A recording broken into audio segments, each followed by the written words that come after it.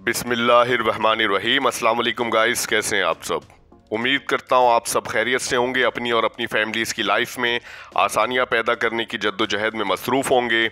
मेरी दुआ है अल्लाह ताला आपकी और आपकी फैमिलीज़ की लाइफ में आसानियाँ पैदा करे और आपको ढेर सारी खुशियाँ और कामयाबियाँ नसीब करे। गाइस, इस वक्त आप देख रहे हैं मेरा यूट्यूब चैनल रेहान दी ट्रैवलर और मैं हूँ आपका होस्ट, आपका दोस्त मोहम्मद रेहान।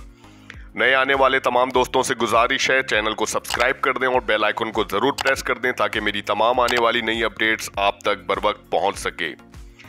आज का व्लॉग जोधपुर के हवाले से है, जो भारतीय रियासत राजस्थान का दूसरा सबसे बड़ा शहर है और ये रियासत का एक अहम सकाफती, तिजारती और सयाहती मरकज़ भी है। जोधपुर की तारीख बहुत कदीम और दिलचस्प है, जो राजपूतों की अजमत और सकाफत की अक्कासी करती है। इस शहर की बुनियाद 1459 में महाराजा राय तूमर ने रखी थी, जो कि राजपूत खानदान का हिस्सा थे। उन्होंने इस शहर को मुरादपुर के नाम से आबाद किया, जो बाद में जोधपुर के नाम से जाना जाने लगा। महाराजा तूमर ने जोधपुर के मौजूदा मकाम पर एक किला तामीर कराया था, जो मेहरानगढ़ किला कहलाता है। ये किला इस इलाके की हुक्मरानी का मरकज बना और शहर की तरक्की का आगाज हुआ। जोधपुर में राजपूतों की हुक्मरानी का आगाज इसके कयाम के बाद से हुआ और इस शहर ने राजपूत सल्तनत की मरकजियत हासिल की। इस दौरान शहर में मुत्तहदिद महल, किले और बागात तामीर किए गए।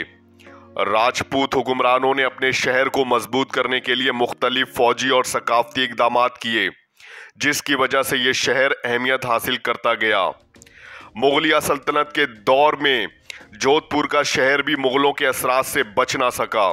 जोधपुर के हुक्मरानों ने मुगलों के साथ कई जंगें लड़ी, लेकिन दोनों के दरमियान ताल्लुकात की नौयत मुख्तलिफ थी। मुगल शहनशाह अकबर ने जोधपुर के हुक्मरान के साथ इत्तेहाद किया और इस शहर को अपनी सल्तनत का हिस्सा बना लिया। इसके बाद जोधपुर में मुगलिया फन तामीर के असरात भी देखे गए। अंग्रेज़ों के दौर में जोधपुर को राजस्थान के दीगर इलाकों की तरह अंग्रेज़ी हुकूमत के तहत एक रियासत बना दिया गया। ताहम 1947 में भारत की आज़ादी के बाद जोधपुर का रियासती दर्जा ख़त्म हो गया और ये भारत का हिस्सा बन गया। आज का जोधपुर एक जदीद शहर है, जो अपनी तारीखी अहमियत और सकाफती वर्से के साथ साथ तिजारती और सयाहती मरकज़ के तौर पर भी जाना जाता है। यहाँ के किले, महलात और बाजार अब भी आलमी सतह पर सयाहों को अपनी तरफ मुतवज्जो करते हैं। जोधपुर की मईशत मुख्तलिफ शोबों पर मुनहसिर है। ये शहर राजस्थान के अहम तिजारती और इक्तिसादी मराकज़ में से एक है। जोधपुर अपनी दस्तकारी के लिए मशहूर है, ख़ास तौर पर कीकरी की एशिया, चमड़े के जूते, हाथ से बने हुए कपड़े और सिरेमिक मसनूआत की तैयारी में शहर के दस्तकार और हुनरमंद आलमी सतह पर मारूफ हैं और इनकी मसनूआत को दुनिया भर में बरामद किया जाता है। ख़ास तौर पर कटवर्क और ब्रोंज के बर्तन यहाँ के अहम मसनूआत में शामिल हैं। जोधपुर की चमड़े की सनत बहुत अहमियत रखती है। यहाँ चमड़े के जूते, बेल्ट, बैग और दीगर सामान बड़े पैमाने पर तैयार किए जाते हैं और ये मसनूआत आलमी मंडी में बहुत मकबूल हैं। इसी तरह यहाँ के कपड़े की सनत भी तरक्की याफ्ता है और ख़ास तौर पर राजस्थानी कपड़े जैसे कि बांधी और ब्लोगरी को बरामद किया जाता है। जोधपुर का इलाका सहरा के करीब होने की वजह से ज़राअत महदूद है, मगर फिर भी यहाँ की मईशत में ज़राअत का अहम किरदार है। यहाँ की ज़मीन पर जौ, गंदुम, चना और कपास की फसलें उगाई जाती हैं। इसके अलावा यहाँ की बाज़ झीलें और आबी ज़खायर ज़मीन को सैराब करने में मदद फराहम करती हैं। जोधपुर का तिजारती मरकज़ इसकी मकामी मईशत का अहम जुज़ है। शहर के राठौर बाजार, सरदार मार्केट, मसूरी बाजार जैसे बाजार मकामी कारोबारों का मरकज़ हैं, जहां मकामी अशिया और मसनूआत खरीदो फरोख्त की जाती हैं। यहाँ के बाजार में कपड़े, जूते, हुनरमंदी की मसनूआत और दीगर ज़रूरियात ज़िंदगी की चीज़ें दस्तयाब हैं। जोधपुर में खिदमात का शोबा भी तेज़ी से तरक्की कर रहा है। ख़ास तौर पर तालीम, सेहत, बैंकारी और इंफॉर्मेशन टेक्नोलॉजी के शोबों में शहर में मुख्तलिफ तालीमी इदारे, अस्पताल और तिजारती दफातर कायम हैं, जो मईशत को मज़ीद तक़वियत फराहम करते हैं। जोधपुर का सयाहत के शोबे में भी एक अहम मकाम है जो शहर की मईशत का एक बड़ा हिस्सा है। मेहरानगढ़ किला जो जोधपुर में वाक़ न सिर्फ एक तारीखी वर्सा है बल्कि एक अहम सयाहती मकाम भी है। ये किला अपनी शान शौकत, मजबूत दिफाई दीवारों और राजपूताना सकाफत की अक्कासी करता है। मेहरानगढ़ किला की तारीख 1460 में शुरू हुई जब राजा राय चंदा ने इसकी तामीर का आगाज किया। यह किला जोधपुर शहर के मगरिबी हिस्से में 410 फीट बुलंद एक चट्टान पर वाक़ है जो इसके दिफाई मकासद को जाहिर करता है। मेहरानगढ़ किला में कई अहम इमारत, दरवाजे, हॉल्स और महल हैं जिनकी अहमियत ना सिर्फ तारीखी बल्कि सकाफती भी है।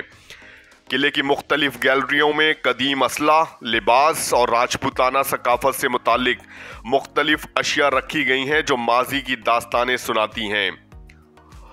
उमेद भवन महल भी जोधपुर शहर के एक अहम और शानदार तारीखी मकाम के तौर पर जाना जाता है, जिसकी तामीर राजपूताना के आखिरी महाराजा उमेद सिंह के दौर में शुरू हुई थी।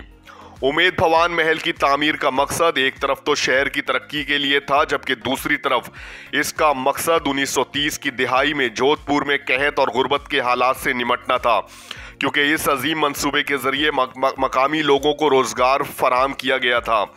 महल की इमारत में राजपूत, मुगल और यूरोपी तर्ज तामीर का हसीन इम्तिजाज देखने को मिलता है जो इसे एक मुनफरिद जमालियाती हैसियत देता है।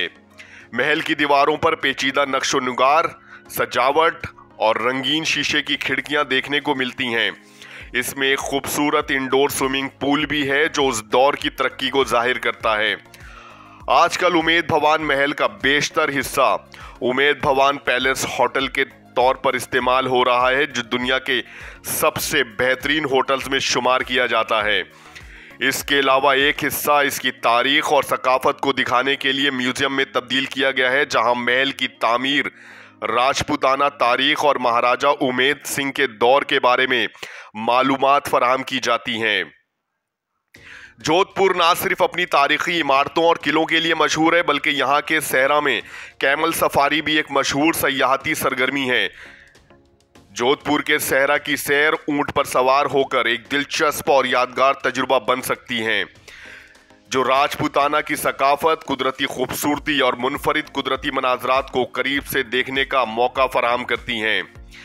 कैमल सफारी के दौरान सयाह जोधपुर के दूर दराज गांव का दौरा भी कर सकते हैं, जहां मकामी लोग अपनी रिवायती जिंदगी गुजार रहे होते हैं।